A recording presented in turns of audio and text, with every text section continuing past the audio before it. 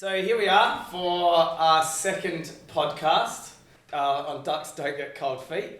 So very excited to actually be here at Vilis head office. And in fact, this office is one of the first offices that you actually started to use. But I got to get your name right. It's Vilimos.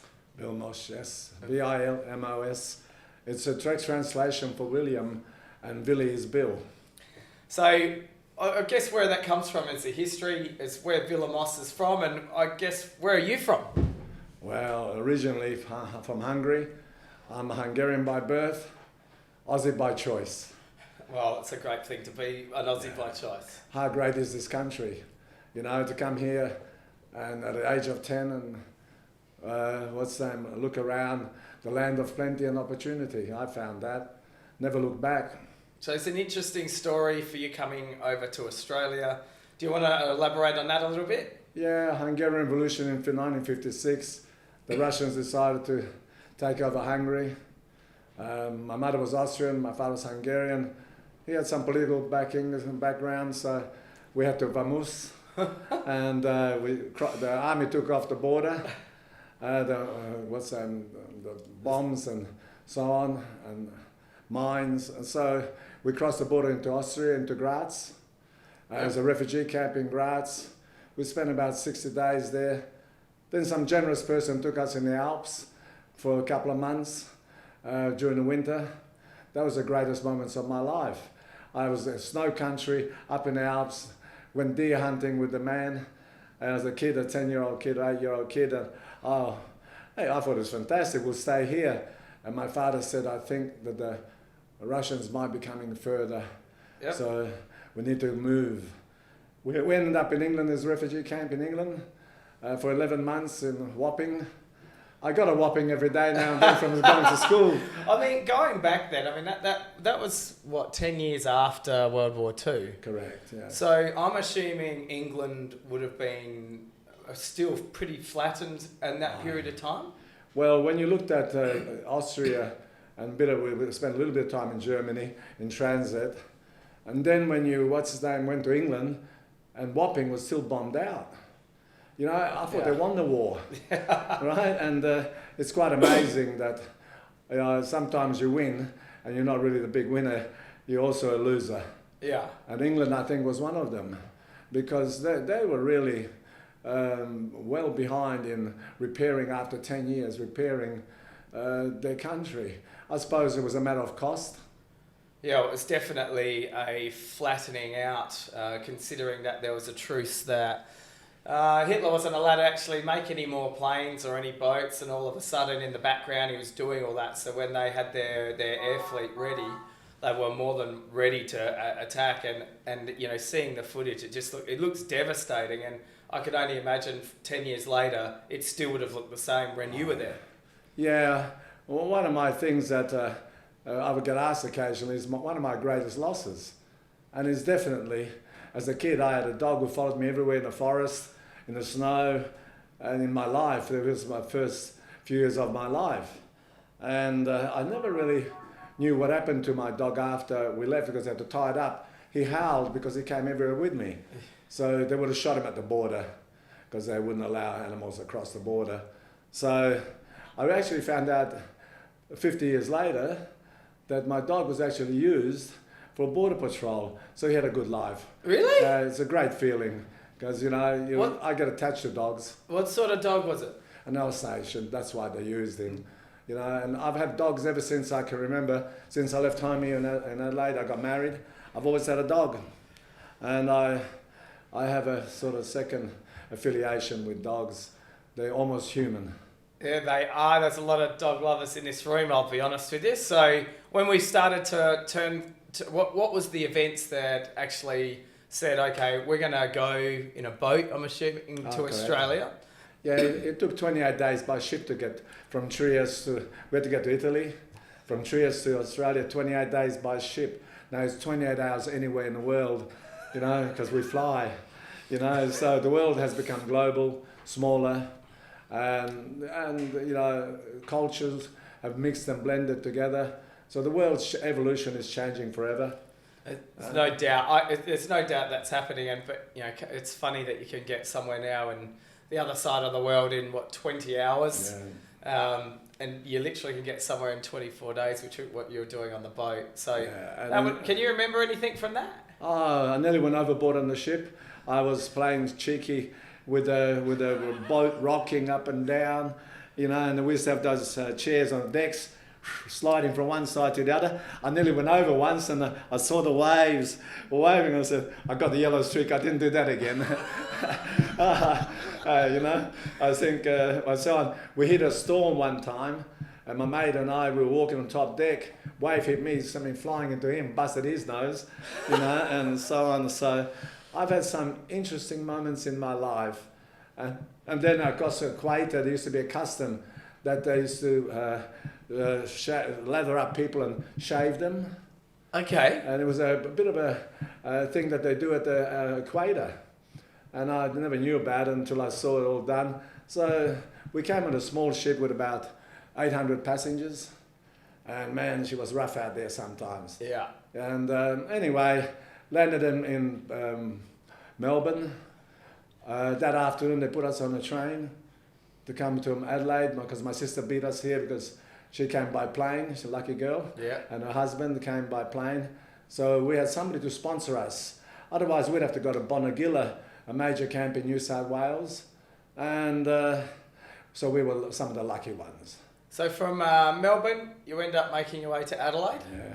When my mother saw, it was January the 6th, my mother saw kangaroos, drought, dust, rabbits, and they're taking us somewhere in the desert. We come from lush green country in Europe, and to come to Australia, it looked like some desert country, but it was January, and it was middle of summer. And I'm assuming very red. Pardon? Very red in colour? Yes. Australia has enormous tendency with, I think, the iron ore, whatever is in the ground, but everything looks reddish, especially if it rains. Not that there rains much around here in summer. But, landed in Adelaide, it was about 38 degrees, 39 degrees. I had a duffel coat on because there was no place else to put it, so you had to wear it. And you understand duffel coats, they're bloody hot. Yep. And so on. And the first memory I have of Adelaide is coming out of the railway station with an Australian soldier on horseback in front of Government House. That always made an impression on me. Well, wait, so this is 1956? Yes, no, this is 1958. Right, 1958, January the 6th, when we arrived in Australia. So we were in refugee camps for nearly 18 months, around the world.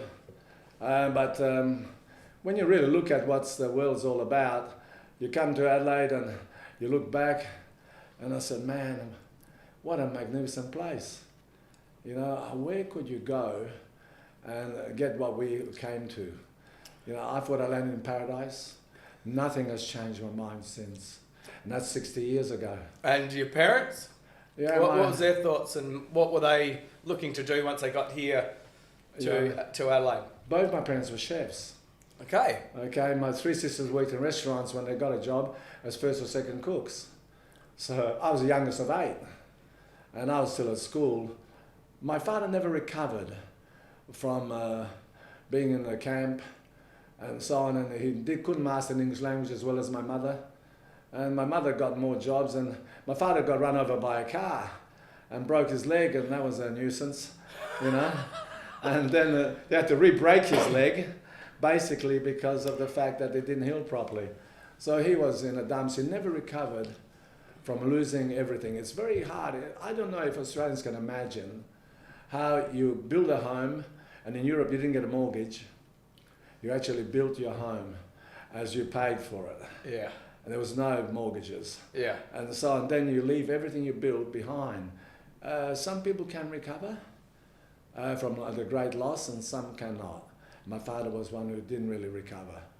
So going back into the both chefs, Yes. Was there something that you found passionate or passion in cooking at all from a young age, or? Not really, except I licked the bowls out when I was a young lad. I was the only one home. I used to lick the bowls out, and I thought, how good is this? when you're young, you like anything sweet, and so on. So I select the bowls out, and so on. I didn't go to school in Australia that much. They put me into grade 6. I did grade 6 in Australia, grade 7, and first year high. So what's that? Year 8. Yes, at the first year high, they I was told if I leave school then because my father got really ill, and my mother, we had just bought a house in Campbelltown. The family bought 1, 2, 3, 4 houses in a row were built, and one across the road, so it should have been called Milisits Street, right? And so on. But families held together. It was the ethnic way, and it was an Italian area, but it was way out. Today you think that Campbelltown's not that far out. Those days Campbelltown was a long way out, and so on. So we were lucky in that regard that we all kept together. There was gates in between each fence, so you could go out and just walk in. Everybody had keys to everybody else. You know, it was a no privacy act. So you mentioned a sister there, and I think you've got 8. You got 8 siblings in total. Yeah. You're from? Correct. Yeah. Yes. And all of you came over? Yeah, we all came to Australia with our parents, and some of my brothers were already married and had children of their own. There's a 21-year gap between the oldest child and the youngest child. Okay. So some were already married and had children, and so there was. When we first came, my sister was living in the street in Carrington Street, Adelaide, a single-fronted cottage. About 14 of us rolled up in there. It was lovely. We slept everywhere. Just put a blanket on the floor. Who cares? After all, we've been in refugee camps. We never complained. Yeah. We looked at the fact that Australia was giving us a second opportunity in life. We didn't even complain. If somebody helped us, we gave them a hug and thanked them. Yeah. Were you surprised to get that when coming to Australia? Was it a bit of a surprise actually when you come here, knowing where you've come from, and then were the Aussies quite welcoming and really wanted to embrace you, or did you find it a bit hard because you're an ethnic, for instance, and there's a bit of pushback there? We got a bit of a bum steer on the ship, with a movie on the ship. They showed us all these things about cattle stations, sheep stations. We never even thought there were cities in Australia, because all we got was cattle stations, sheep stations. And I'm saying, well, we're rural, we'll be right. Okay, we'll buy a farm somewhere. And then we come in and see big cities. It was a bit of a shock, actually. It's kind of like when Americans come here and they see kangaroos on all of they just think that they're cruising around all through the streets. Yeah, it's a similar sort of scenario, just a modern day take on it. Yeah, and anyway, I look at the fact that originally when I came to Australia, there was a lot of immigration in the 50s, late 50s. We came in 58 into Australia, so there was a lot of immigration before us and after us. And it's used to be called, you and your Australian bastard, you bloody wog, go back where you come from, And I used to laugh at it. You know why? In England, on the way at Wapping, I used to get a whopping on the way to school, and no one's kicking the hell out of me anymore, right? It was actually... So standing up for yourself. Yeah, words are words. I've never been offended by anybody calling me anything. It's their opinion, they're entitled to it. Yeah. And it was their country, and they obviously didn't like the idea of first generation immigrants coming, but there were immigrants in Australia after the Second World War as well, but they assimilated well, and I think Australia is one of the great melting pots that we're still assimilating reasonably well. Yeah, I definitely agree with that, and I think with that, let's move on to, so you left school in year 8? In year 8, yes. Yeah, or something like that. My old man left school in year 9. Yes. So there's Theo Maris left school in year 9. Yes. Like there's a bit of I know all these people. There's a bit of a trend on it was really cool to leave school very young and be extremely successful later down on the track. Yeah. But you would have been about 14? Correct. So what was your first job? I came home from school and my parents told me that Dad's ill. My brother was 16 and was the last 2 home. He went to get a job as a panel beater at Gabby's Motors on Norwood Parade, and I got an apprenticeship at a little cake shop called Kazzy's, a Hungarian tyrant. Kazzy's? That's at Burnside? No, he was in Kenttown. Kenttown. But he went to Burnside later, he started again later, but I did a 4-year apprenticeship. I was the only apprentice who survived the full 4 terms, 4-year terms, and there's a reason. he was a bit of a tyrant, but he had gifted hands. You know, he was a very good tradesman, gifted hands. And then, you know, when you look at it, what did I want from him? Knowledge. And my parents told me, leave. You know, it's not working out, leave. I said, no, I aim to learn what I need. And 4 years in, he used to call me everything under the sun, hopeless, useless. Yep. And customers used to say, Vili, why do you put up with that? It's okay. It's only his opinion. I had different views. I had different views, right? That's how I look at it. People's opinions don't matter much. No one can see this, but this is the chili pie that I'm eating. Is it? Goulash. Goulash? It's got some kick in it too. Oh yeah, well naturally it's Hungarian. We are the major red paprika. The best red paprika made in the world is Hungarian. You know, so it's one of our national traditional things, you know, and so on. But these days I'm more Aussie than most. I came here by choice, there by sheer chance of birth. Yeah.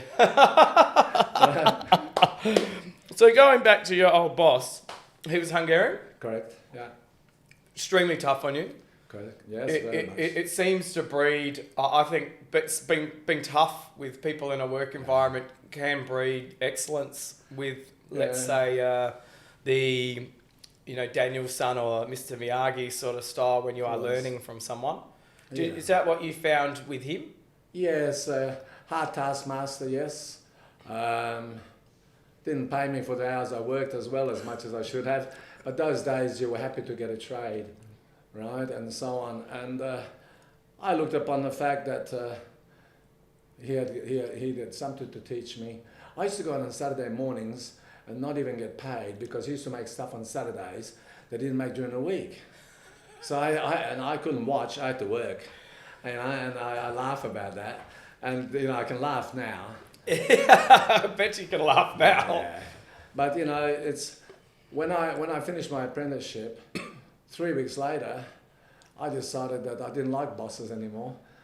So I decided to start my own business. Okay, so how old were you when this happened? About 18 and a half.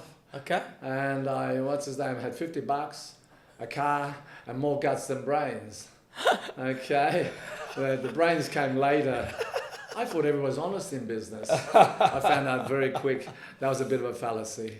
Yeah, my boss seems to say everyone's lying to you. It's just a various amount of lies. Correct, yeah. And that's why I like to do business. I never had a mobile phone until about 3 years ago. And I used to, tell people, you want to talk business to me? Come and see me. I want to see, look in your eyes. And if you can tell me a lie, then I'll think you're bloody good. Yeah, just to put it into perspective, it's almost 2020. If anyone's listening to this in 20 years' time and realising not having a phone for 3 years, it's almost unheard of. So let's delve into that first job. So you had $50. Yes. And a car. To sell. So how like? I leased some equipment. Yeah. I leased the premises. Yep. And nobody would back me in my family because they thought I was a snooty-nosed kid. Why would they risk anything with such a young ideal or a kid? Maybe I was a lot older than they think. There's a reason for that. If you've been brought up in revolution, 18 months in refugee camps, then coming to country Australia, maybe I was a bit older than they think. You tend to grow up a lot quicker, necessity to grow up, and of course, I swore I'll never have another boss, but I have one, it's called the wife. Right? Okay. I think we got multiple bosses for some reason. So what was the name of the shop? Where was it? Well, I started at the corner of Fullerton Road and Billa Road, and I leased an old, like a grocery store, improved the electricity, put ovens in, and I made cakes. I was trained as a continental pastry cook. So that was your real art back then, was a cake chef? Yes. And what sort of cakes were you making? My dream was always to go and work on a ship and cruise the world on a ship as a pastry cook. That died very quickly after I started my business. And it wasn't easy initially. But continental cakes were becoming a fashion. Yeah. And I used to supply all the major stores like Myers, all that sort of things. And I looked upon the fact that it was a good living. I employed my mother. I employed one of my sisters. And she actually opened up a cake shop in town in the State Theatre called Olga's Cakes. And a lot of people would remember that. If you're my age group, that is. Yeah. You know, So that was in the State Theatre, Festival Theatre? No, the State Theatre as in the movie. Oh, yeah, okay. In Hindley Street. In Hindley Street. And it was a little shop, seats only about 8, but take away coffees and stuff, cake and coffee. It was the in thing. The Europeans sort of supported their own little group. And so on. So it was interesting. There are not many Hungarians in Adelaide. They're mainly in Melbourne and Sydney. But there's about 3,000 here at the time. You know, so, but when you really look back, I stayed there for a year. Then I bought a property here at Mile End. You are in the house which I lived for 9 or so years. Built a little bakery out the back. I thought that would last me a lifetime. And it was brand new concrete floors, no little things running around the place, you know, and so on. You know, back in the good old days, there were cellars underneath the bakery. It's not a good idea, right? And so on. So I tried to get away from all that. So this was technically your first office. Correct. Did you sell out of? Did you sell? This was your home. Did you sell out of here, or did you? No. So we're actually, because it's a podcast, that we're actually in one of the offices in here, and there is a few stories about some of the other rooms in this place. Yeah. Well, this room was actually our dining room, chandeliers, everything from the outside being industrial area. It looked like industrial. When you walked in, you thought there's another world. Things can be comfortable as long as you make them comfortable for what you want inside your house. You see a lot of houses that are not looking too good on the outside, but when you walk in, you say, wow. Yeah. And that's what this was. And because I could walk across the backyard and go and bake in the bakery, every time there was no cricket or soccer or football or tennis on a weekend, I just go out and do a bit of work and get ahead. Yeah. And it was very good. Also, we had children along the way. My wife and I got married and got children along the way. I never told my wife I bought this place because she would have talked me out of it. Right? And she said, you didn't consult me. I know. And she didn't like the idea. I'm not going to live here. Well, I'm here. So if you're not coming here, well, there's a short marriage, I'm afraid. Right? And anyway, you know, to get the right partner is not that easy. I've been married to that woman now for 51 years. And Rosemary is magnificent. You know, so it takes a good partner to tango with. And it's a lifetime tango. Oh, that's true. And it's true what they say, behind every great man, and there is a great woman. I have another version of that one. I don't think I'll discuss it on this podcast. Yeah, I would be happy to hear it. What's your version? No, we'll stay away from that one. Oh dear. So I guess some people might not have even have even heard of Vilis. Some people around the world, but your product is around the world. And before we learn about that, you know, the pies. When did you start to make a meat pie? I'm assuming that was your first, or it was a Cornish pasty? No, it was a pasty. Yeah, Cornish pasty. So when about, so what year or how long into the piece did you think, let's start making this? 10 years into my business, immigration wasn't coming from Europe anymore. It was coming from Asia. Now the Middle East and everywhere. I had to change. The people who came to didn't like the style of cake I make. Yep. Or didn't eat the style the of cake. continental? Yes. Yep. They have their own ways. So the idea was that we had to evolution that came in, and we made a pasty. Rosemary, we made a first radio commercial that Rosie was chopping on the veggies with a machete, right? And she had muscles. And she didn't like that commercial because we went to Footy Park and somebody in front of the box stood up, about 30 people said, Rosemary, muscles, you know? And she said, can you get off the radio now? And so on. So from pasties to pies, and then of course the sausage rolls. And I didn't like what was on the market. So while we're talking of pies, like there's a bunch of pies in front of Yeah. us. Not many people can see these. I'm promising I'm not going to eat too many pies today. Every time I see you, I eat more than my fair share of pies. Oh, nice to hear that. What would this one be here? Is That's this your breakfast pie, I believe. breakfast pie?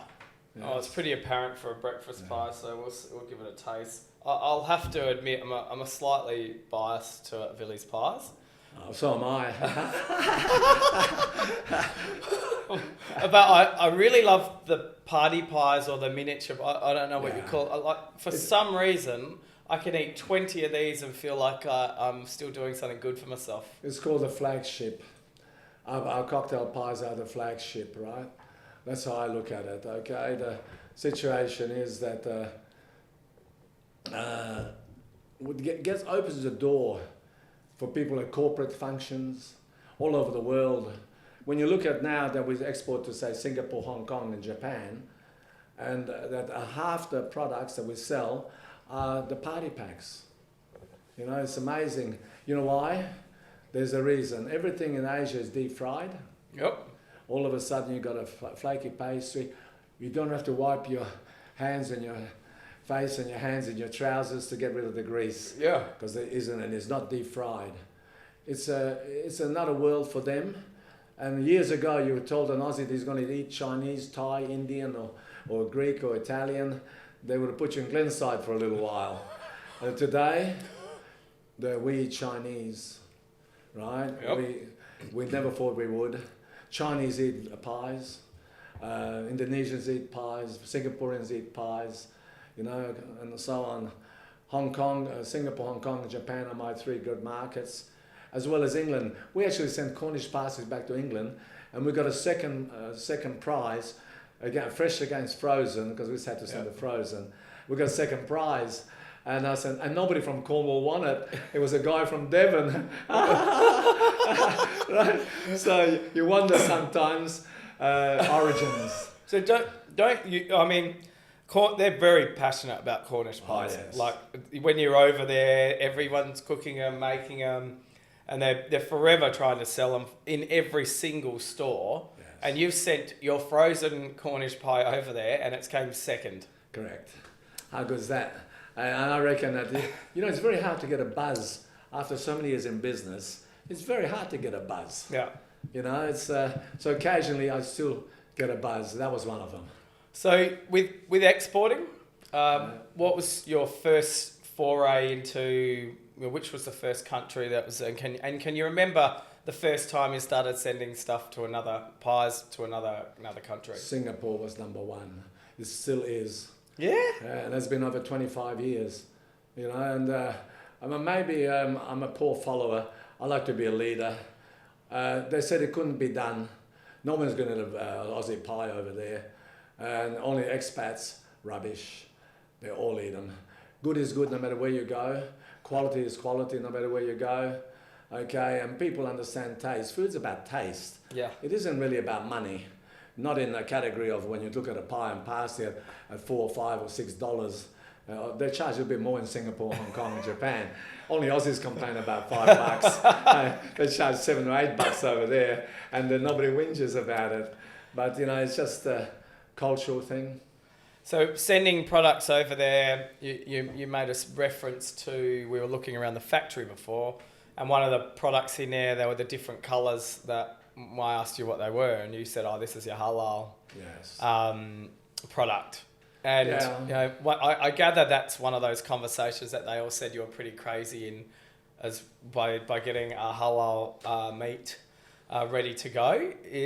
Can you want to talk us through how that started? In 1995, I won the Ethnic Business Awards for South Australian Northern Territory, and when we had to go to Sydney to actually collect the prize.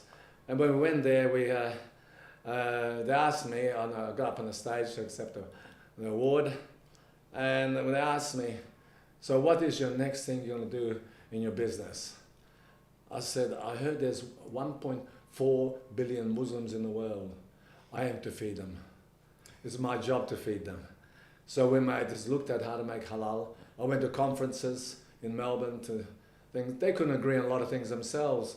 So it's like everywhere else, there's 20 people, 10 opinions, okay, on what is halal and what isn't, and so on. And we went out of our way.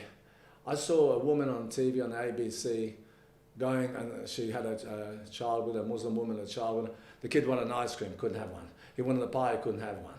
He wanted a chocolate, couldn't have one. You know, so they cooked mainly at home for themselves. There was nothing out there that they could actually buy that's anything Western. So I was the first to make a halal pie worldwide. So a world first from right here. Yes. In little old Adelaide, South Australia. You make a few million of them these days. You know, so from humbles comes tumbles. So I mean that does stagger me, because to have the foresight to actually think of that, where no one else was, yes, and to actually do it. You seem to have done this in every piece that you've put together, and how do you come up with these ideas for this to happen? Is it because you know your customers so well, you sort of can sense something, or do you see something that's trending around the world?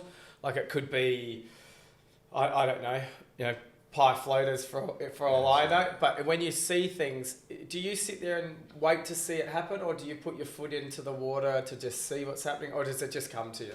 It's called immigration. It's cultural differences. Yeah.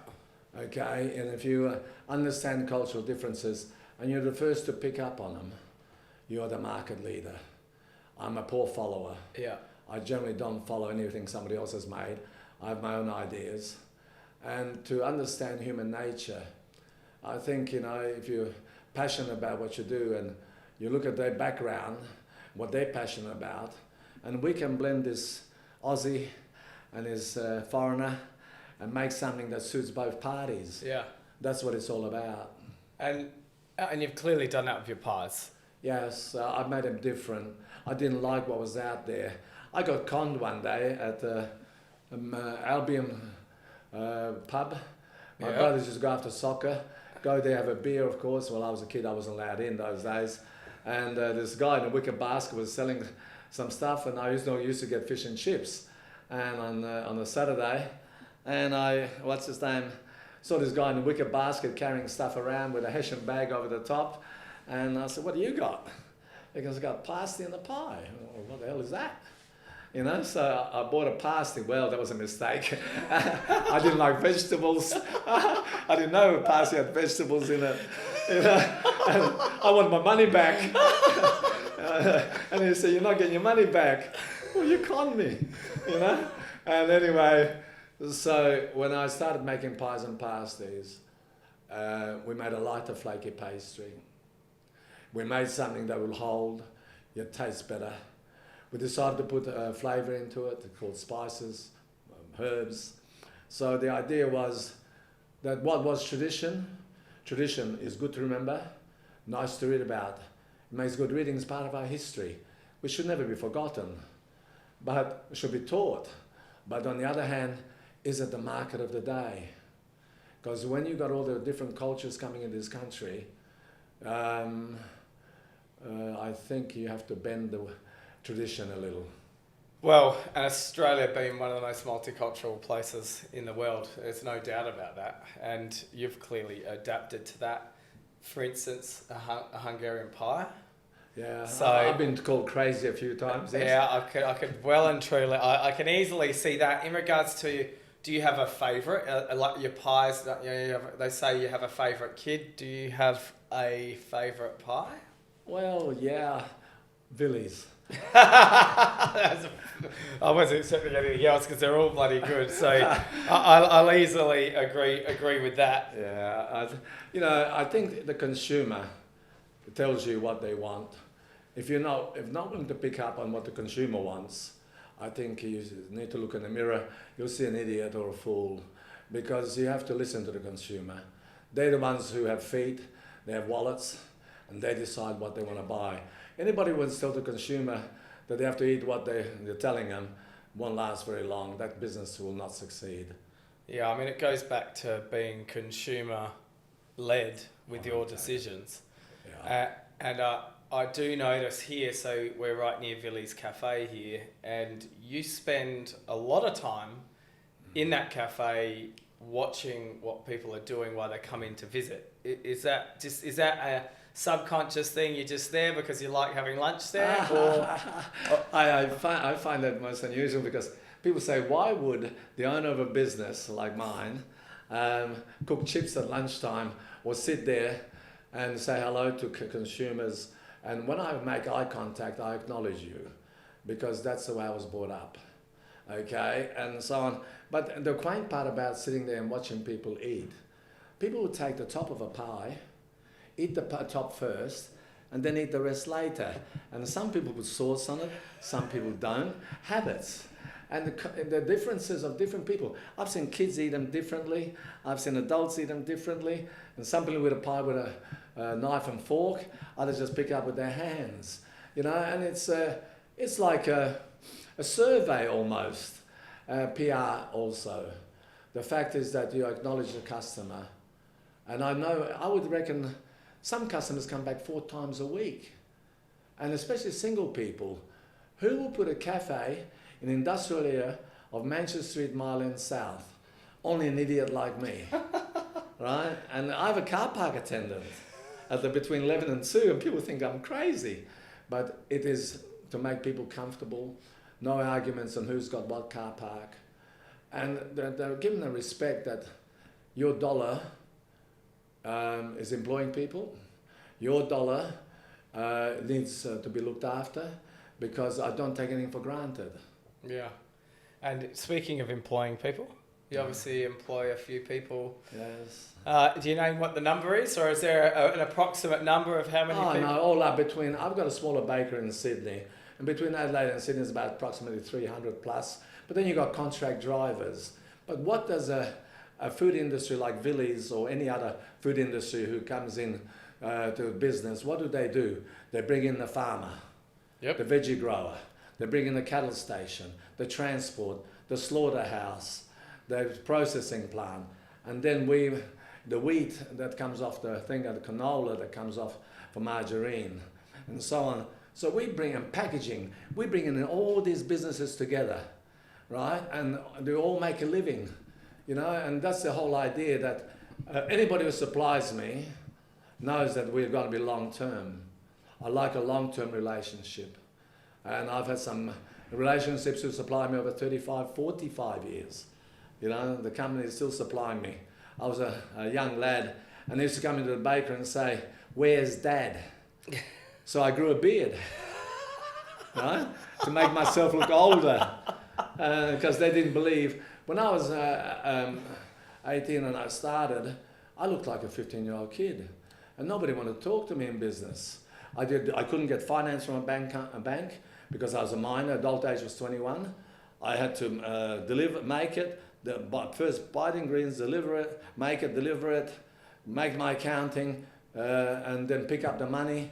And from week to week, because I had no credit, I was underage. I found banks stuff-shirted.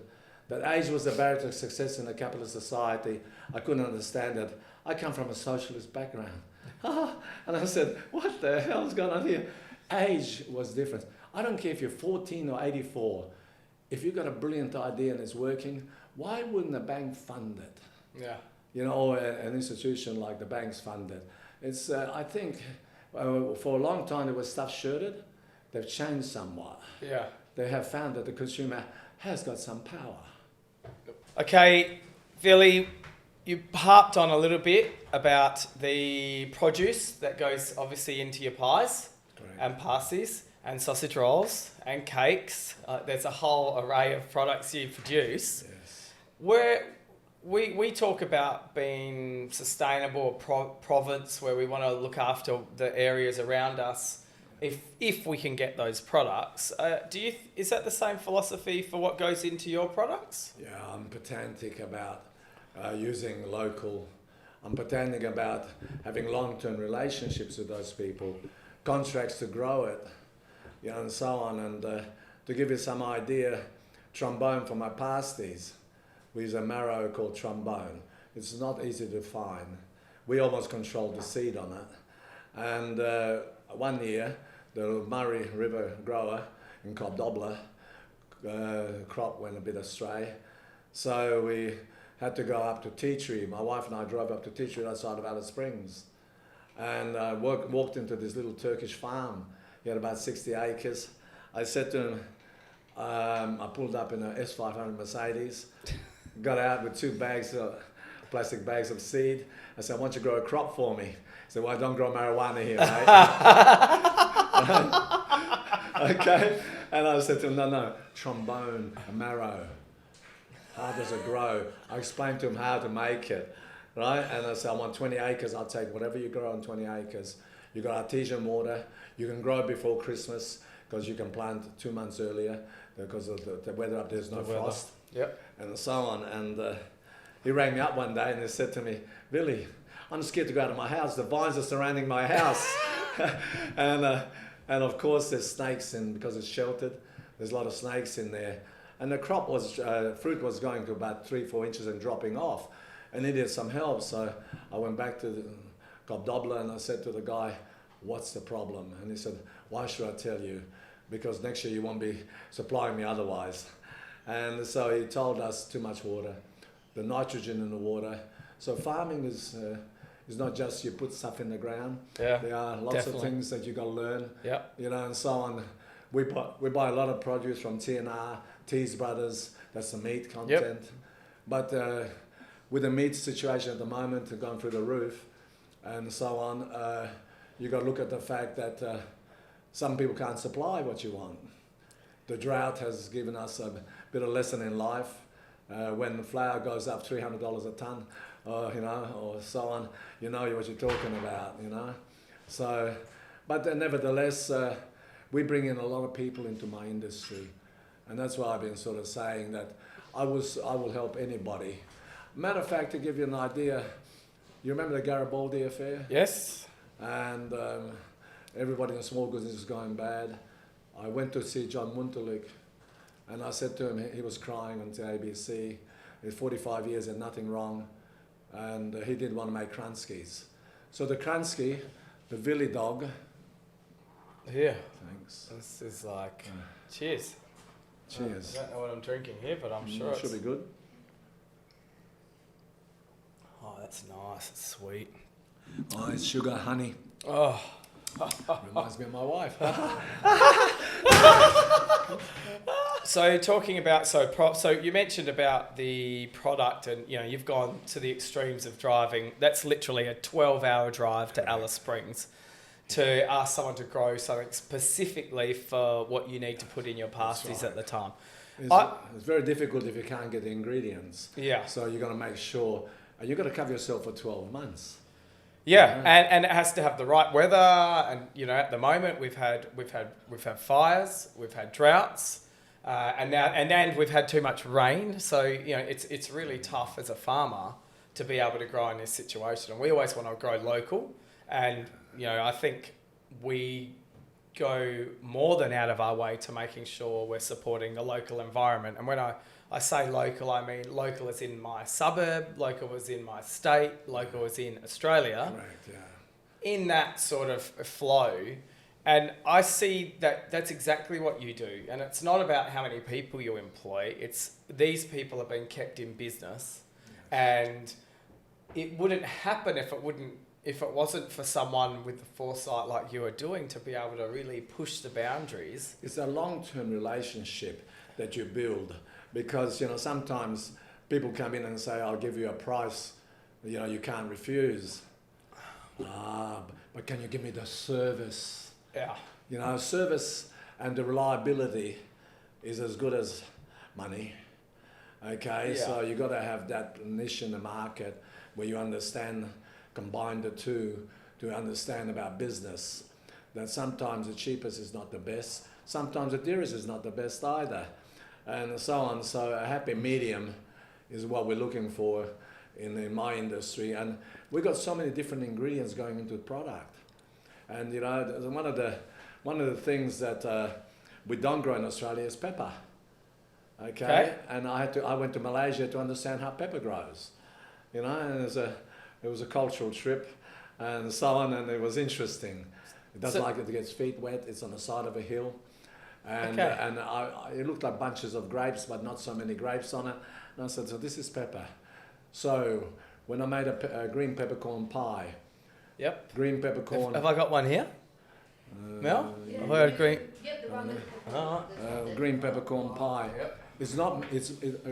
Green peppercorn is aromatic. Red is getting hotter, and when they totally dehydrate it, then it becomes black, and that's when you got your strength. Okay. You can taste it. Oh yeah, it's aromatic. Yeah. You know, and it's not meant to be really, really hot. And Australians, initially when I started making pies, they were adults only. They were burn my lips as I was eating them, right? And so on. So we had to change our culture a little different. Older Aussies said, how can you eat it? Now the younger brigade, who's been interested in Thai, Chinese, and stuff like that, they understand spices, right? And so that is the difference. And so I had a woman come in the cafe, and she asked for 2 chili dogs and 1 cheese dog. And I said, Madam, how old are your children? 6 and 8. And I said, do you know how hot they are? Oh yeah, they love it. Cultural differences again. It's changing, isn't it? Today people look for spices, look for chili, and so on. I was a forerunner. So can you grow pepper here? I believe in Queensland you could. Yeah. So I might even look at investment one day if I have enough time left in my life. You know. To go have a look and try and find some pepper somewhere where you can actually grow it for. Yeah, I think Queensland could grow it. The tropics grow it. Yeah. So Queensland could grow it, but you know, it's like everything else. I look upon the fact that water is a big thing for everybody. And there's so much water in Queensland. They have 1 metre of rain sometimes, or 3 metres of rain in certain areas. It channels out to the ocean, or whoever knows where, Artesian Basin, I suppose. Yeah. And so on, but we seem to be limited by water. So in regards to pie development, and you've mentioned there, which I do want to get the story on the Vilis dog, but when you talk about how are you coming up with that flavour profile? Are you still hands-on mixing up the flavours, or do you have a couple of other chefs, I'm assuming, that come to you and say, hey, Vili, why don't you try this, or no? My family seems to have a passion for food. I've passed that on at the moment to my son. He brought out the nacho pie. That's good. He brought out the green Thai chicken pie. Yep, that was good as well. I had a chef come in to the cafe and he says, you know, he's a chef from Thailand, he said, nobody can ever make authentic Thai food in Australia. They just haven't got the ingredients. You can get the ingredients these days. We can afford to get them. And anyway, my son made it. So he's now more or less the market research, development, R&D, if you like. What's his name? And he's very good at it. So in other words, my family still has the passion down the chain to actually make something different, but make it authentic. Well, anyway, this chef said it couldn't be done, so I gave him a couple. He sat down and ate it. I'll take it back. He said, I'll take that back. Well, mate, doesn't he know he can get ingredients for every day at Drake's? Yes. Like, gosh, you should know these things. The world's become our oyster, and we can afford to put ingredients in, you know, that's what it's all about. Do you think things have become more affordable than they ever have been now? Or like in regards to bringing the world a bit closer, do you think that's helped? I mean, obviously Australia is an island, but do you feel that the things are becoming more affordable to be able to try something new? Well, the Aussie dollar plays a big part in everything, doesn't it? There are times when your Aussie dollar's strong and you bring in wherever you can. And if the Aussie dollar's weak, stay away if you can, you know, and so on. But, you know, I look back at the facts that things change on a monthly, weekly, yearly basis. you know, so you got to ride the tide, and on what you're going to make and how you're going to make it and how you can get the ingredients, and it's not that easy. Yeah. You know, you got to think so far ahead, and then you got to budget something. I never thought after 52 years in business I'll still be budgeting occasionally. You know, that didn't gel with me. How? You know, but it does, because the costs change, and it changed to whatever the environment has made us change. You know. Speaking of environment, so you know, where there's a big talk about packaging and moving forward to the circular economy, or 2025, they want no single-use plastics anymore. What's your thoughts on all of this? I mean, Australia's footprint in this is about 1% of the world's. What's your thoughts on the things they've been focusing at in, I guess, does every little bit count, or where do you see it? Well, somebody in an 18-story building decides what we should do down on the floor level. I just say to myself, you are kidding me, mate. Come down to my level, see how industry works. You can't delegate from an 18-floor building on how we should do certain things. Unfortunately, come and get your hands dirty, my boy. Yeah. Find out the real world is down here, and don't delegate to me from up there.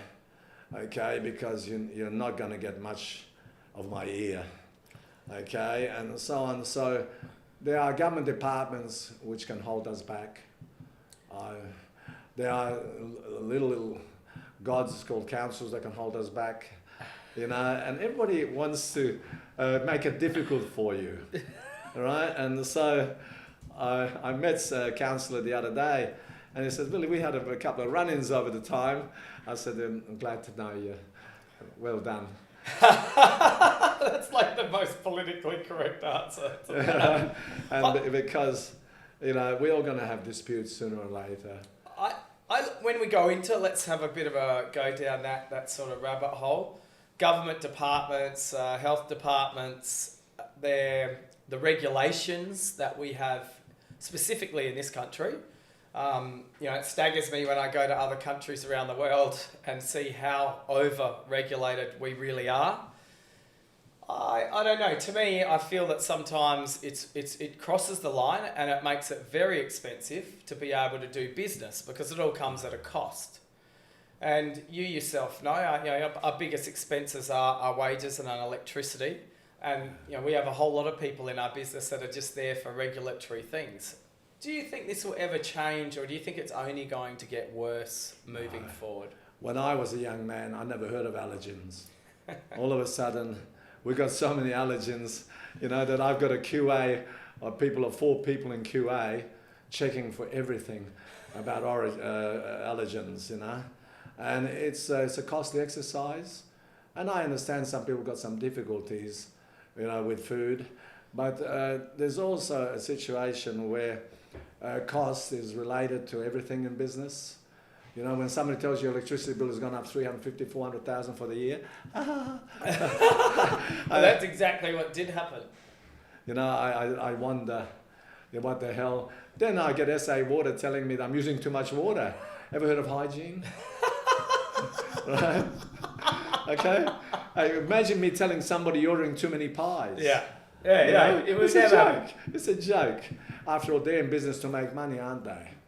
Correct. And let's face it, everyone's in business to make money. Yes. And water is one of the things that's becoming a costly exercise. Yeah, it seems. Right? And but you know, I've an interesting life about this. And every time somebody wants to take the mickey out of me, a smile comes to my face. And there's a second smile, very similar. Watch the second one. It might not be too good for you. Okay. Well, fuck, I hope I don't get that second one. Okay. But, you know, regulations. Now, when I first started in industry, you could make product anywhere. Yep. Today, you virtually make it in a vacuum. My bakery is top-rated class. I can export anywhere in the world. To get an accreditation, you have to have hygiene, credibility, technology, You have to have people in place, understand bacteria stuff. I had a run-in for 7.5 years with this SA Health. I was right. When I'm right, I fight. Yeah. It cost me 880,000 legal fees to prove a point that they were wrong. Do you know, it's called that you can't tell me that I've done something when I haven't done it. I won't accept it. I will challenge you. If it took $2 million, I'd still be arguing because they were wrong. And just because they're a government department told me they can do as they please, there's a law in this country, and it also costs money to get what you want. Yeah. And lawyers don't. The interesting part about it was the legal team was that because I had QCs from Sydney, they only paid me back on my legal costs QC's wages from Adelaide. And I said, this is one country, isn't it? Can't I have the best representation on the planet? I tell you what, they lost. Maybe the first time the health department lost the case. But because my wife and I agreed that they're wrong. They shouldn't be able to name people when they haven't got the proof or even evidence of any sort. And they never apologise. All I want is an apology. Yeah. They never apologised, they said. That's a costly, expensive sentence. So It appears that... I sued for defamation. I'm a partnership. My wife and I are a partnership. We're one of the largest non-incorporates in South Australia, maybe in Australia. And I was called an idiot. There's a fine line between idiot and genius. You know what it is? When you're wrong, you're an idiot. When you're right, you're a genius. How true is that? That's very true. Yeah. So I think if we were going to talk about what's happened in what you've seen in your time at Vilis, what's been the biggest change that you've actually seen in the last 40, 50 years that you can actually say, yeah, I've seen a change in something, whether it's the way things are processed or cooked or the flavour of the food or how people treat you, how your business has grown? Is there anything that comes to mind as like a real turning point for the success of Vilis? Well, then let's go back a bit. When I started making pies and pastas and sausage rolls, sandwiches and pies and pastas and sausage rolls were about the same price. Today, where a pie finishes, a sandwich is yet to start a fair way off. Yeah. They drag the ham across the marge, and if anything sticks you a good fortune, and it's expensive. And then people bitch about the cost of a pie. I use real meat.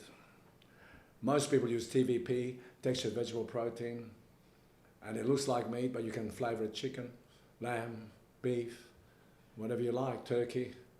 I will not drop my standards. A meat pie should only contain meat, okay, and so on. That's what you're selling. And the consumer also knows, once they try it, it's about the taste. The consumer knows what they're paying for. The Australian consumer, over the years, has become savvy. And when I first remember going back, I used to make stuff and people would say, Vili, I've got a function going, what do I need? I said, who's going? Aussies, anything. Ethnics, more particular, right? And now, the Aussie has woken up, relate to red wine, once in a flagon, then we're upmarket to casks. Yeah. Hey, right? And then now we've got real bottles to put it in. So Plonk became one of our greatest exports. Challenged grain, challenged everything. Yeah. So evolution. In my industry, there's been evolution. When I started, there was a pie, pasty, and sausage roll. You walked into a shop, give me a pie, and they didn't ask which pie. Yeah. There was only one. Yep. It's called choice. Australia and people in the world want choices. We don't all have the same taste buds, right? So we don't have the same things that we would like. A person likes this, another person likes something else. So I was the first to put out choice. When I put out the chicken, the steak and mushroom, the rang-dang, the satay, the Hungarian goulash, the curry pie, some of my opposition thought I was nuts. I must have been crazy. Who's going to eat it? I think they were backward. They needed to wise up. Yeah. The immigration was coming from all over the world. There were cultural differences, taste differences. You had to cater for all the different cultures, tastes and so on. So if I was to say what put me in front of anybody else, is to be that one step ahead or maybe 2 steps ahead on the consumer. In saying that, I'm sure you haven't got it right all the time. Oh yeah. So what would be the worst filling that you have put into a pie? I never heard of that. Right. It would never make the market.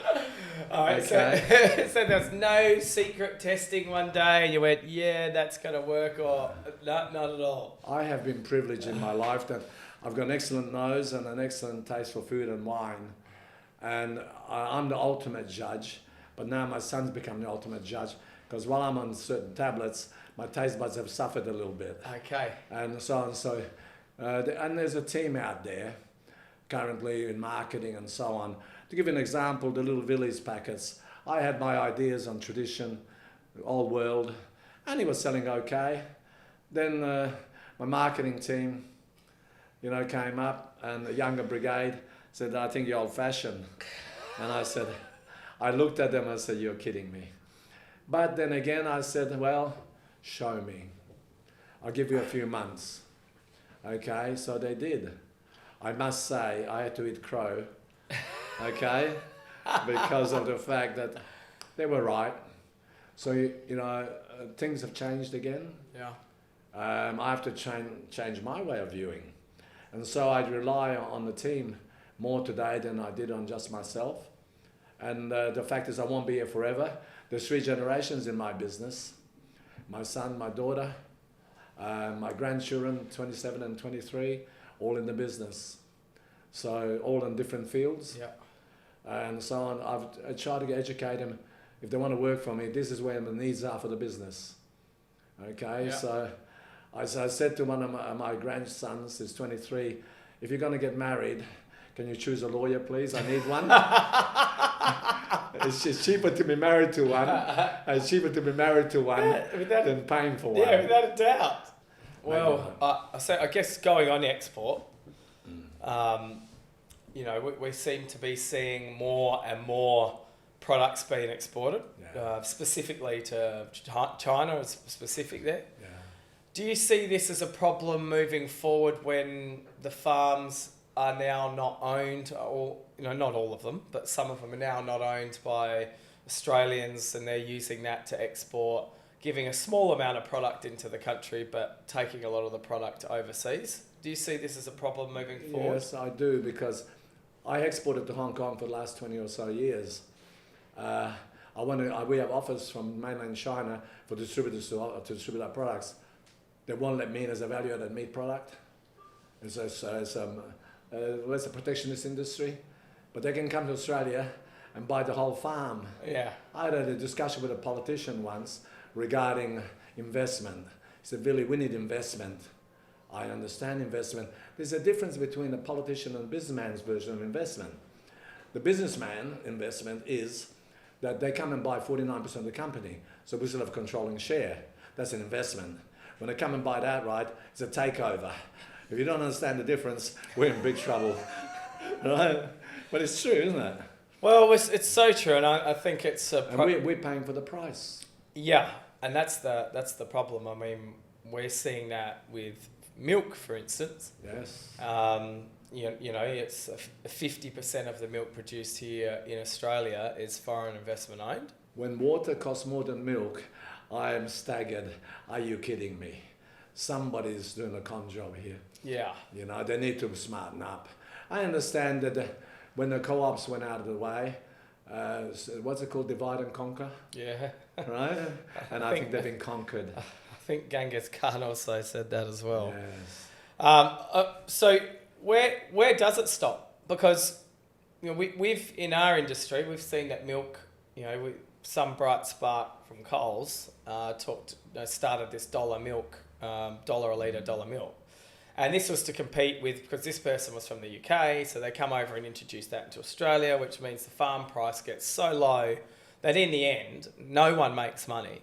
Yes. And farmers go out of business. Country suffers. Country suffers. And we may be in a situation where we might not have enough fresh milk to supply our own market. It's absurd. It's really absurd. I think if the government, federal government, can't step in and change a few things, there's going to be some dramatic problems here, you know. And I think at the end of the day, it becomes a federal government issue, or that they got to support some industries. And I don't want a socialist situation, but in certain times, certain industries need that leg up, and this is one of them. Okay, and I understand that everybody wants. What's the supermarket? I wouldn't supply supermarkets for a long time because the word terminology called lost leader. Do you remember that terminology, lost leader? Oh, I hate that with a vengeance, right? Lost leader, you know, and so on. So I wouldn't supply supermarkets for that one reason, that put me on a pedestal. I try to make the best products possible, okay? So if anybody wants to make the generic or something that's not in the marketplace, the 80% people got taste buds, 20% people haven't got any. I'll take the 80 any day. Okay, you can have the 20. Okay? I think I'll take 100% of them, but... but you can't get it all. I'm gone grey, not bald yet. So talking about the 80% that you'll get, you've never wanted to bastardise your product, correct, as we call it, and you call it a loss leader, and we do that in our own business, and I personally hate it. I hate having to sell a product under your cost. It really makes no sense at all. It makes a loss for you. Yeah, correct. I won't fund it. Yeah, correct. And then when we fund it ourselves, it's a definite loss, and we understand that. And I think those days of that deep cut, I think they have gone, because you don't get the impact you get anymore. Like when you do go super cheap in a catalogue, you don't. In the old days, you get a 20% increase, and now you just don't get it. So the consumers are more in tuned for that everyday low price or that price drop, where it's a great price, but it's not under cost and it's not too expensive. It's like right in the middle, and the consumers are becoming more attuned for that, and they want that all year round. Yeah, consumers got to understand there's a cost. Business works on margins. Right? If you can't get your margin, your employment has just gone down. The 300 people I employ depend on us being astute enough in management here to make sure that they got a job. They got a mortgage, they got kids to bring up, they got to pay for schools. So I feel that it's an almost, when you get to a stage like I am, that I would say that you've got to make sure that these people can do what they want in their life and be happy with their things. Now, there's different levels of success, you know, yeah, and so on. But some people here put in more than others, and others work just a normal pace. I've got eyes. I understand your remuneration, right? And so on. So people look after me, get looked after as well. And in general, the long-term relationship with my employees, I work on the floor with them. There's nothing too small or too big for me to do, you know, and there's nothing belittling anybody. I think a lot of people want to sit up in the office and run and manage my industry from an office. Big mistake. They'll tell you what you want to hear. Yep. I can walk into a bakery and tell them that, can you get their maintenance people, that bearing's going to go in a week or two. And they go, how do you know? I can't hear anything. My hearing's excellent. Fix the bearing before it goes. Damn time is money. Yep. So how would you say? Be proactive, not reactive. Yeah. Well, right? And it helps, because when you got 30 people in one little area and not doing anything, waiting for maintenance to fix it, it costs me money. Yep. And of course, the lack of production makes lack of profit, so the business is not as viable as should be. You know, there are some highs and lows in business, but every 12 to 14 years, the ugly head pops up its head and the profits aren't as good. So the consumer has got to understand, like currently, there is a price increase and there could be more incoming because of the fact purely what is happening in the country, the drought, this, that, and everything, and so on. I argue with people. My wife and I drive throughout all of Australia. To Alice Springs we drive, to Brisbane we drove for business, to Sydney heaps of times, to Melbourne, Canberra, and I set my compass for the east, my GPS east, and I'll take some roads that you haven't even heard of, right? And it'll take me 3 days to get there, okay? But I have seen the land, I've seen the farm. I have stopped and talked to farmers. They're so happy to talk because they haven't seen anybody for days or weeks, and so on. You find out what's really happening in the country. Know your surroundings and what's happening. I was coming back through hay one year, and the sheep I couldn't see in the grass. It was so high. It was February. And I said, I came back and told my meat people, buy as much of everything you can of meat because there's a lot of feed out there. They're going to hang on and breed up. So you've got to be savvy. Look around the country. I love Australia. You go bush, people are so down to earth, and you don't get the bull, you get the truth. Yeah. And it's fantastic. I reckon that driving around Australia, people, my team told me, my grandson said, well, Grandpa, you haven't been on holiday for ages to Europe. Why would I go there? Look at the best country in the world. I've driven 2/3 of Australia with my wife and I. That is our thing. My Rosemary says the only reason why she likes to drive and get me in the car for a couple of weeks is that she has my undivided attention. I can't escape in the car, right? And it's true, isn't it? I can't. I got a white filter in one ear, but the other ear still coughs it. So, I mean, that's a true way of actually knowing not your environment, knowing your customer and acting on it. And, there's clearly not many people would be doing that. And that's the difference between you and everybody else. It really is a big difference. And it is remarkable to hear this side of your story where, you don't see that. And I enjoy it as well. I'm assuming you enjoy this. Yes, as I said, when the wife gets a bit narky. But it's okay. I've been married a long time. I'm a survivor. I don't. Yeah, literally. I had my 51st wedding anniversary already to one woman, not to 3 or 4 or 5. God. So walking around the factory, there are a lot of people doing a lot of manual work. Correct. And seeing the butchers cutting the beef, the beef where it's trimming it down, getting it cut. It is amazing that you have so many people that are hands-on, and each one of the pies passes, they're all a handmade process. Yeah. The ultimate compliment I get is they always taste the same. That's my ultimate complex, in my opinion. That when you tried one 20 years ago, 40 years ago, you still remember that tastes the same.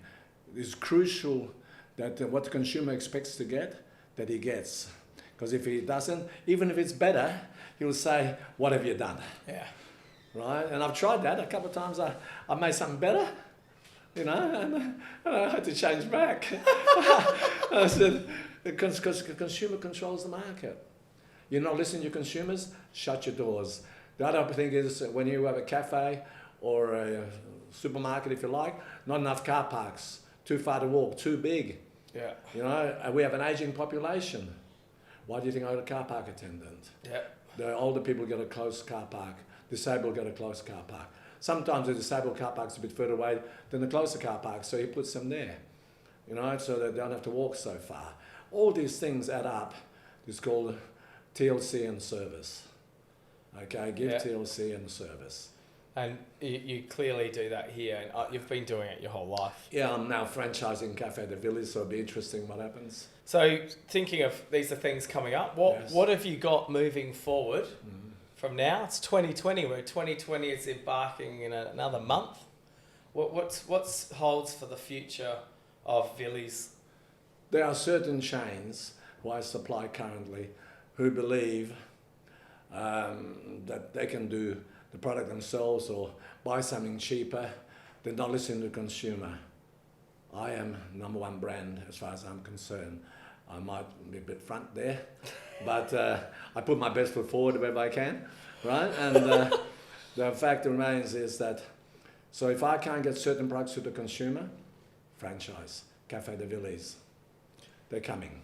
Okay, so I've seen... Not a string in the bow. I've seen a few franchise Vilis now, so I have been to 2 that I know of. How many are there? There's only 2 at the Yeah. moment. So but how many? There'll be 4 within the year. Okay. There'll be 8 or 6 within 2 years. It's coming. All right. Well, this is coming. I'm excited by this. Again, what is the challenge? If you come to the cafe at Marlene, some people have never been here. Yeah. And I recognize a customer who has never been, and they're looking around and so on. You haven't been here before? No. Where have you lived? You haven't lived yet. You know, and they look at you. You look like you're a bit strange. So. Yeah, but then they understand who I am. And I said, I can't believe that you have never been here. Because I would say that 3/4 of Adelaide has been the cafe at the Vili Milisits. Right? Oh, without a doubt. It's always one of those late night places you come on your way home from a few drinks as well. But what was the deal? 24/7. Australia, or South Australia, they want tourism to come here. The last plane comes in at 10:45. Where are you going to get some food if you didn't like aeroplane food? You know, you get McDonald's or Hungry Jack's, or I'm sorry, you know, it's there's no adult food there, all right, and so on. So I look upon the fact that they want adult food, you come to a cafe, okay, and so on. I had somebody in the door knock at my house. 2 women came and asked me if I would eat at McDonald's. I said, have they changed their menu? So why? So there's no adult food there. How about some marinated chicken and rice? How about the stroganoff or something that's ready to heat and eat? You know, give people choices. You know, I said I used to take my grandchildren there because they want Macdon, and then I went in, which burger you want? You can that toy there. You're not alone with that too. The toy has been the McHappy Meal has been one of the biggest success stories from McDonald's. Yeah. Once again, knowing what the consumer is, like the parents have been, go there or sneaking there, and the kids want that toy, whatever the toy is. But it, once again, clever marketing. Of course. Let's face it. But in America they upsize you. Here McDonald's is downsize you. It's so true. Yeah. It is very true. So some questions on pies. Yep. The pie floater. Yeah. Now, okay, so where did this come from? Do you know where it originated from? Well, to be quite honest, no. But I can tell you something. The pie floater, the inaugural year of the Royal Show a few years ago, we won the pie floater competition. And one of the judges criticised that it wasn't traditional. No. What is tradition? Today, it's everything. Mixture, blends. So tradition is no longer what it used to be. You know, it's not the Anglo-Saxon version. It's not the European version. It's a blend and harmony of cultures. And really, the pie floater here, we got Americans, we got a lot of tourists here. A lot of people bring their people here to actually try a pie floater. Yeah. Americans, Germans, they all like them. Yeah. So there is a market worldwide for anything in Australia. We're good at what we do. Australians are good at what we do. Don't undersell yourself. I'm not one of these people who undersells myself. I claim we make some of the best food products, the best wine in the world. Go to hell. You know, talk to me that we're not as good as you, and I'll laugh at you. Well, I 100% agree with you, and I think we're so fortunate to have the best produce in the world, here. And also you mentioned Australia. the hygiene, right? You know, and so on. Now, Roger and I had a few run-ins over the years of not supplying him, and he always seems to, when I'm there, he seems to bring it up at one of your functions. I thought that's quite cute, you know, because, you know, I look back over the years, and see, evolution came again. The corner store's gone. The corner store made me what I am, because they were brilliant. And they were husband and wife teams or family teams running them. That's all sort of gone, and all the service station chains have become the replace them. To me, yes, it's evolution again. Well, I think the story you're talking about was Roger wanted your pies in the supermarkets, and it was back in the day when you were like, no, you don't put these pies in supermarkets. That must have been a long... do you know how long ago that was? Oh, shit, 26 years maybe. Well, there you go. So we do have a stat. The pie floater was invented in Port Pirie in the 1890s. Yeah. Who would have thought quintessential South Australian pie floater was out there in Port Pirie? So, country Australia. So, country Australia. So, if you could be a filling for one of your products, what would it be? You're looking at it. Well, I don't know what that would taste like. Maybe some people in Snowtown might, but... You know, how more Vili can you get than Vili? Oh, shit. So if we sit there and talk about... let's talk about some adaptations of new products that you did. The Vili dog. Correct, yeah. So a Vili dog is a sausage wrapped... a Kransky wrapped in pastry. Yes. And cracked pepper on top, or sesame seed for the light-hearted. And we used to make a chicken one, but I thought I'd make that for women because women prefer white meat chicken. Yeah. And we don't make that anymore. That was one of the things that didn't go as well as I thought it would. And so on, you can't win them all, okay, but I try. Again, understanding the consumer. Yeah. But I was the first to ever make them. Now, 95% of every bakery in Australia makes a Kransky wrapped in pastry. Right? So again, a forerunner. It's nice to be followed. It's also a pain in the butt. You know, I had a customer tell me, Vili, I want them 70 cents cheaper. And I said, I'll buy lots of them. Did you say 7? 7 I can live with. 70 cents, keep buying where you're buying them from. It does not resemble a Kransky because a Kransky costs X. Yep. You see, there's a cost.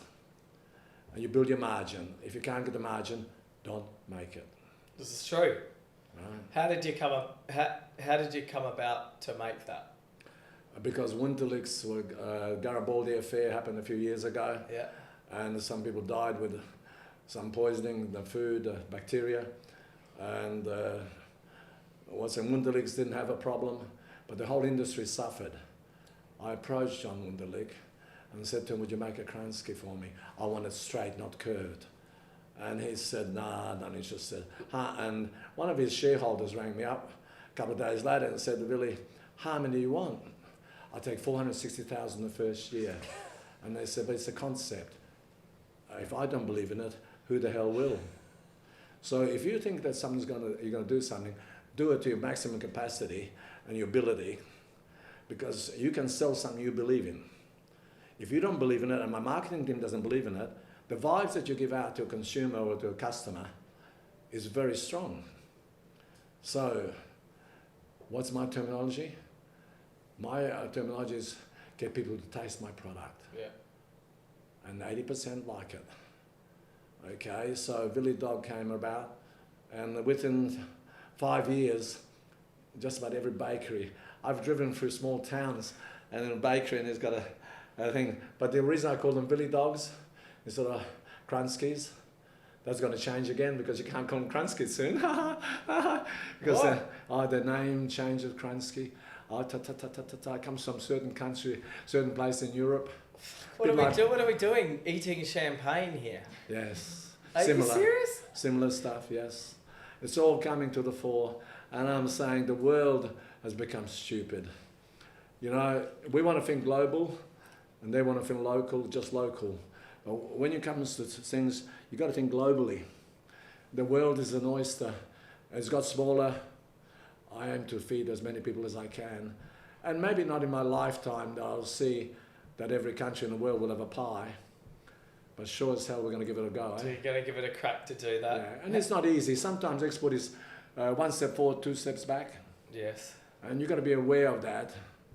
And there was a board in the government here in South Australia once, which I was on, about people who want to export, and we would give them advice. 17 businesses would give them advice. And we tell some people, you haven't got a prayer, don't do it. Or if you're not ready to have some backup cash, you're going to falter. If you start something, be committed, start, finish it. Even if it's your financial detriment, finish it. It's a lesson in life. It's a lesson in business. Finish it. Or if you start it, or don't start at all, because it can be very expensive. That's so true. You look at yourselves, building your own premises, and I saw how large it was. You ever going to fill it? I hope so. I mean, we jokingly say 50%. We're using 50% of the capacity right now. That's good though. You're thinking for the future. Always. Everything we've bought, we've grown out of. Yeah. So we just happen to have a fair bit of land next to it, just in case. Yes. But, what's Dad's favourite saying is dear today, cheap tomorrow. Of course. Cheap today, dear tomorrow. That's right. Yeah, Yeah, cheap today and dear tomorrow. Yeah. Because we might as well have built it. And it is, it'd be great to have you up there actually, so you can get to have a look. One day I'll get up. We've got a golf buggy which we can that's take right. you Yeah, around. I cried last time. I had an appointment with a little doctor that day, so I couldn't make it. But Alison went to represent me, my daughter. Yeah. My daughter is good to run this business.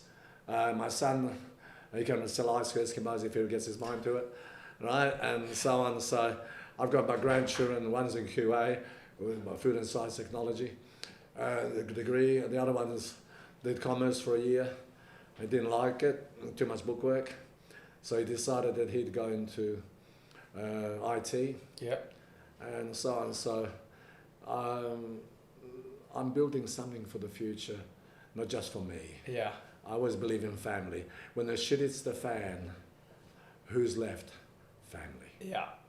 And I try to, it's maybe an old European tradition. No, it's true though, isn't it? And the family bond does help, especially when you've got 8 siblings as well. I've spoken at different conferences in my time, and on business and economics and stuff, and leaving school at 14, people think you haven't got the knowledge. Yeah.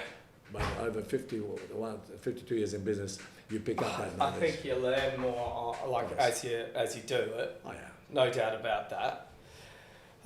Okay, so what's a working week? Don't bore me with all the detail, but what's a working week for you? Are you still flat out into the business? You still love it? I'm assuming your wife wants you home more than you are. No. Nah. I tried retirement for 10 weeks, and Rosemary said, "This is fantastic, Vili. After 10 weeks, this is fantastic." I said, "Rosie, another 10 weeks of this, a divorce could be imminent." Right? I can't sit down. Yeah. I'm a person who likes to move, likes to use his mind and go and do something. Sitting around is boring. I watch a good movie. Occasionally, I love sport, so I watch a bit of sport. But in general, my mind's active. Yeah. And if you switch this off, the rest will follow. Yep. And I've got my restrictions at the moment with a bit of health issues. But then again, I'm getting younger by the minute. Oh, this is true. What is wrong with you at the moment? I might have to have a lung transplant. I've got pneumonia twice in 8 months, so it stuffed me. So I get out of puff. Yeah. But so far, still so good. So is it something to do with baking? Well, yes and no. Nobody knows what causes what. We're all different. Yeah. Some things affect people, some people don't. But after 56 years in the baking industry, they might have some flour to do with it or something. Maybe not. They seem to think it's nothing. It could be, but maybe not. Yeah. And so on. So, I've got a 3 months of possible surgery recuperation, and so on. They said they'll give me another 15, 20 years. Oh my God, you won't know what to do with yourself. I think. And the world wouldn't want me around that long. So, just looking into some of the things you do, you're very big in the community. Yeah. You have lots of different fundraisers that you're forever giving away product to almost everyone, I'm assuming. Do you find that as an important part of what you do? Well, I never thought I'd help anybody but this poor bugger coming here as a refugee, right? And I married a girl who's an ex-nurse. I trained to become a pastry cook. She's now the charity wing of Vilis. That's her role, and she's been on boards and stuff for 25, 27 years now, on boards and stuff like that. So the way I see it, industry, if it wasn't for people like yourselves, for instance, other people in industry, and us, where would the world be? Yeah. You know, because I have a funny point on this one. We used to take our van into Rundle Mall and feed the street kids at 5:30 in the morning, and the kids would come up and say, "What, Vilis again?" Right? Are you serious? Yeah, and so on. So, you know, the Hutt Street Centre, I was a patron of the Hutt Street Centre. My wife was on the committee. We raised, between us and about another 10, 15 people, we raised a lot of money that people can have a shower, you can wash your clothes there, you can have medication there, you can buy cheap clothes for 50 cents. You know, it's street people and so on. And I feel for these people, because sometimes it's their own doing and sometimes it's not. And there's some mental issues a lot of times as well. We got to look after the other bit, and if it belongs to us, the people who are successful, to give a helping hand. It's always been my thing. You can afford to be generous when you get to our stage. Yeah. You know, and so Yeah, on. So true. why not? Somebody asked me one day, Billy, what does charities things do for you? What's it actually do for you? And I thought for a minute. I rubbed my stomach. Gives me a warm, fuzzy feeling. If you want anything more, you might be disenchanted with the answer. That's fair enough. You know, people, you give not in waiting for something into return. So, and there's no doubt that you do that. If I go through to what that you've told me, the Vilis cafes is something to look out for in the future. What food trends do you see that are going on at the moment, or have you noticed food trends? Like for us, for instance, hot food's starting to come in. So you're getting the flaming Cheetos, you're getting the flaming Doritos. You know, it appears the palate is definitely liking a hotter, spiced food. Correct. And for us, you know, people are wanting prepared meals, they want things done easy. So all of these things are coming into a food trend. Is there anything that you see as a food trend? Once upon a time, there used to be in schools, they used to train you home domestics. That's all sort of gone. What was that? The home domestic. You have practice cooking, meals, cakes, Oh, okay. and food, and so on. Yeah, home ec. Yeah, so you call home ec. Yeah. And so on. And anyway, those days are gone. Yeah. And so the young generation don't get mum cooking, she's not home, she's working. Yep. And so on, grandma is home. You learn something from your grandparents because they're there, and so on. And so cooking has been a lost art. And so the younger generation, again, comes back to Cafe de Vilis and your fast food, ready-made meals. It's all coming in because of the young generation are busy or not inclined to cook.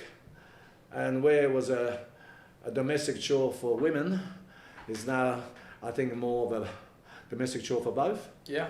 And sometimes I believe that the men take more passion in cooking than the women.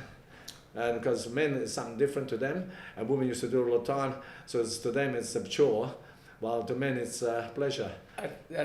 It's exactly what's in my household. Yeah. I love cooking. I love making new things. I love opening up the cupboard and going, oh, I wonder if that will go well with that. Yeah. Where my wife just cooks because she has to, and she doesn't love it as much. But maybe I just need to just be at home more. You want to get divorced? You want to get divorced? So we've seen these new food trends coming through. Yeah. Like plant-based. Oh yes, they tried to sell me that. A vegan, the vegan, which you have vegan product. Yes. Vegan or vegetarian? Both. Yeah. But yeah. We got both. So the plant-based food, like, you know, there's a bit of there is a bit of groundswell happening at the moment. There's no doubt a small market for us, but it's definitely happening. Do you see that as the way to adapt with the pie? I was asked, so I got an email if I wanted to make a pie without meat. Yeah. And I said, I think you should read my philosophy. I was going to say, I know you actually knew the answer to Right, that. you've got to look at my philosophy and all my marketing. A meat pie should only contain meat. So if you make why do people call them a pie when there's no meat in it? You know, there's apple pie, of course. Americans are great on apple pie, pumpkin pie, blueberry pie, but that's a sweet. Well, could we call it something and not call it a pie? Yes, I think. And then it would be flow into your philosophy where you could have like a the alternative. Yeah, call it that. Yeah. The alternative. Yeah. Because for us, it is a big growing market. Yeah. And you wouldn't have believed that 5 years ago. You believe that what's his name? Volume creates growth. Creates profit, right? Volume creates wealth. Okay, if you like. When you do a few, it's a cost. It's amazing when you put a higher price on vegan or higher price on low-fat products, how people, buck the system. How quickly they buck the system. You know, it's and then we're not talking $5 difference, we're talking a $1 difference. Yeah. And it's quite amazing how people actually buck the system.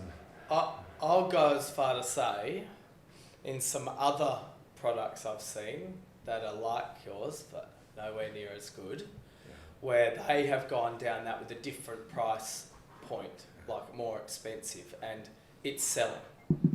It is, and if you had something, or is it in the mindset? It's not. You can't call it a meat pie, but I like that. Call it the alternative. Like I think there's a market there, and I don't know. I think you'd be. Maybe I could help design this.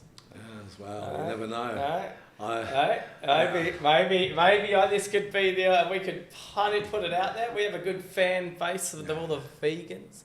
When I walk into your supermarkets these days, I walk into Drake's and I see your roast pork, chicken, this, that, all ready to take home, and it's reasonably successful, right? And it's a basis of the people who might cook their veggies at home because you want fresh cooked veggies, but actual meat product they can buy on the way home, and because people are busy, it's become a busy world, and so on. And today, if you want to own your own house and you look after your kids, you've got to put in the hours, or you've got to be fortunate enough to get a good job that pays extremely well. So it's definitely time is of essence. Yeah. Do you sometimes think that you've used your time to the fullest? Hindsight you're talking about. Kind of. Hindsight is very good, isn't it? You can change everything. I never made a mistake in my life. There's bullshit. I just learned from things. Yes, you pick up along the way. And you should always pick up things along the way. But to be smart enough to accept that there's somebody possibly smarter than you out there and utilize it. Because, you like to be the know-all, but I'm sorry. There's a lot of different things happening out there and so on. You know, who thought that the first people who did computers made a fortune? The next person's coming in now, not as successful because there's so many people doing it. Yeah. You know, I hate computers with a vengeance. You know why? Because it costs a lot to upkeep and update and update and update, and the software, hardware. I said, Jesus, man. Can you control that price structure? But it's a necessary evil. The black hole. Of Calcutta, yeah. What? Sorry? Black hole of Calcutta. Yeah. You know, it's a bit like the share market. I personally had an argument with some politicians, prime ministers actually, and the treasurer about how superannuation was handled in the first instance. I thought it was a big mistake. And they said I didn't know what I was talking about. But when somebody could handle your money, Yep. right, and lose it, Yep. and still charge you commission. Yeah. You are kidding me. They should only get the profit, the percentage of the profit, not the percentage of what you are being paid by your employer. Correct. For your super. Yeah. This is wrong. And, Yeah. Years ago, you could only give it to certain people. At least now you can manage your own if you can. Yeah. Well, if I was to ask you, well, let's not start talking about the treasurer. So I'll keep moving on. The politics. If you weren't doing what you're doing right now, what would you be doing? Like if it was a non-Vilis, let's say if you could start life and be anything that you wanted on this planet, what would it be? If I had a crystal ball, I'd tell you a lot of those.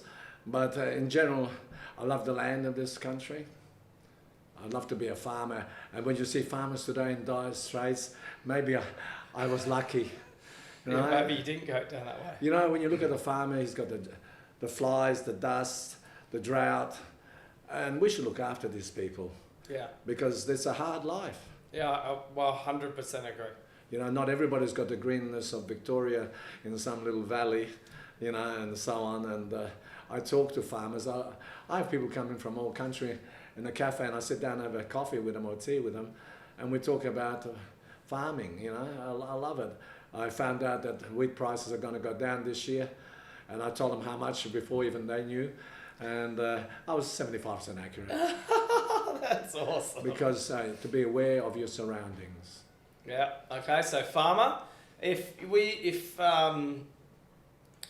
you know what you know now, what would be the best advice you could give your 18-year-old self if you could go back in time? I never acquired the knowledge which I needed. It took me ages to acquire the knowledge because of my education Education is the greatest foundation known to man, but it's not the end of the world either. As your father, myself, and a few other people in this country who didn't have the education, but we made things work. We put in the effort. And so, commitment, effort, and of course the courage. If you've got butterflies in your tummy, don't spend your money on a business. You won't succeed because you'll pull out just when you know there's that balance of success or loss. So the idea is to be committed, challenge, take it on, don't back out halfway. To me, it's the worst mistake you're ever going to make because you're going to sit back in your rocking chair one day and wonder, what if? Yeah. What if? I'll never wonder what if. I've always bloody well done it. and sometimes to my financial detriment. And you're still here to tell the story. Yeah, well, I'm not ashamed to admit a mistake. I think anybody in business who done made a mistake hasn't lived yet. Yeah, this is so true. And I do have a different sort of question here, is that if you died and came back as a board game, what board game would you come back as? There is a Vilis Monopoly game. Right? Is it? That's right, yeah. Oh, damn, that is so funny. Right? And I could be in the rich house or the poor house or in jail, whichever. I don't know.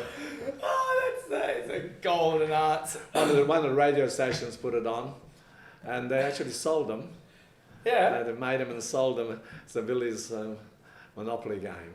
I was part of a Monopoly game. Oh my goodness. Okay, so I could talk for hours. I'm getting messages to hurry up. We've taken a lot of your time. Yeah, that's fine. I'm easy, yes. Thanks for having a chat to us today. It's really is inspiring, and I get so much enjoyment speaking with people that I know have worked with my dad and that I can actually learn things from. And you've said so many things that are going to. One of the questions I want to ask you is, how do you get along with Dad in business? Okay, this is an easy one. So the easiest step for us is that Dad's not my boss. Yes, so from the age of about 16, I answer to my general manager, and anyone that knows him knows that he's pretty tough. Yeah. And if I can get something through Bob, then it's an easy one with Dad. So I didn't see Dad as a kid. Dad was always working. I'd wake up, he'd be at work. Yeah. And I'm sure you know the situation. I know the hours, 90 hours a week, yes. Yeah, and that was the normal. So it's been really refreshing, probably the last 15 years, where we've actually got to spend really good time together to learn and to see what he's all about. I mean, he's always there as a father, but... Yeah, but it's also instigated something that he started, instigates into the younger generation to... It's hard to follow and copy, because how do you improve what your old man has done? Yeah. So my children got a similar situation. I try to explain to my grandchildren that I used to work 90 hours a week, and your grandmother used to work 75 hours a week and stuff like that. And they said, nobody can work 90 hours a week. And I said, you do if you have to. Yeah. It's quite amazing. It's only 15 hours a day, 6 days a week. What's the problem? You know? And I totally understand it, because that was the normal. So, success, when you start with little like your father and I, you started, and a few other people in Australia, quite a few actually, we had a hard run. Success came very quickly, half a lifetime to a lifetime, you know, so 50 years is a lifetime virtually, you know, and so on. And I look upon the fact that something must stick, where from what your father's beginnings, your next in generation, and then possibly in the next generation, you know, and so on. And I've been offered to sell my business a few times. People want to buy my business, and I keep telling them I haven't got enough money. And the South African team came one day and had enough, and I had to laugh. I said, shit, you got enough? And I said, uh-oh, there's a bit of a problem here. We voted 3-1 that was to keep the business, because I was setting something up for the next generation. I'm sure your father and everybody else's person who started business young and had family wants them to, if they wish to continue the business, that you have set the footings, the infrastructure, everything there, that it's a bit easier possibly, but nothing's easy. It's called evolution. Yeah, and I feel we talk about the evolution in Drake's with the building the new distribution centre. You know, we've got our supermarkets, we will be supplying others, we will have our own franchise model for other people that want to join us, and that's the evolution of what we're doing, and that couldn't have happened if it wasn't for Dad putting in those hard yards, and you have to sacrifice things to get things, and a lot of people don't want to do that, and they then wonder why you're in a situation where you are or where Dad is. You know, it really came down to hard work. One of the worst things that I feel is that fact that when I see a business going down a bankruptcy course, you know, unless it's by design, there's a few of those, right? Okay, and so on. But, you know, to me and my wife, we look at it and we see a business going down the gurgler, and we're saying, gee, the effort they have put in, the time they've put in, the stress they've put in, and then it hasn't worked. I feel for those people, because there's been times in my business when I thought, well, am I doing the right thing or not? Am I putting in an effort, possibly for not the right return for the effort put in? But you know, then you shake that off, and that's it, and you switch back on. That's about a 10 seconds forward. Yeah. Right? It's that quick. Yeah, and then you switch back on and say, bugger it, let's go for it. Let's go for it. And, anyway. And I think you've had that attitude your whole life, from what I can tell. We've been dealing with you for a very long time, until you started letting us. And it's been an amazing journey since. It's really about supporting local people. Yeah. It's about the relationships that we have with people. And to us, those relationships are far more important than anything else that can happen. We're not after the people trying to make a quick buck. We want the people that are going to be around here. So hopefully my kids, if they ever want to do this, can still be talking with the grandkids and your kids. And that's just in 2 examples of our 2 businesses. We want to do that everywhere. The warehouse, the evolution, as we're calling it, it's about making our business generational. And it's no different than what you're doing. And we are going to continue to do that, and we're going to continue to grow and grow. And I do Well, really thank you, Vili, for having it's us. a pleasure. And hopefully we get to chat someday soon. Hopefully your health's fine. Oh, yeah. I ain't going anywhere yet. Oh, I hear that every day from my dad, so I hope you're not going anywhere. It wouldn't be a better place. I tell you, it wouldn't be a better place without them. So, I really do hope we get to see again and we grow together as we have been. But the good thing is that leave it in good hands. Better than I had them. Yes. That's it. Sweet. Thank you. Thank you. A pleasure talking to you. Thank you. Thank you. Ciao. Ciao.